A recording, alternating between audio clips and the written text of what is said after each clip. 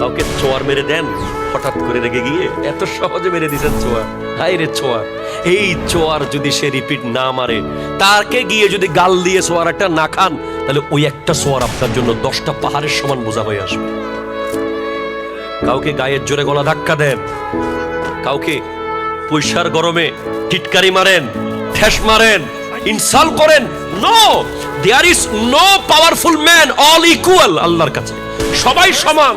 কোরআন বলছে ইয়া আইয়ুহান নাসু ইন্না খালাকনাকুম মিন যাকারিন ওয়া উনসা ওয়া জাআলনাকুম শুউবান ওয়া কাবাইলা লিতাআরাফু ইন্না আকরামাকুম ইনদাল্লাহি আতকাকুম।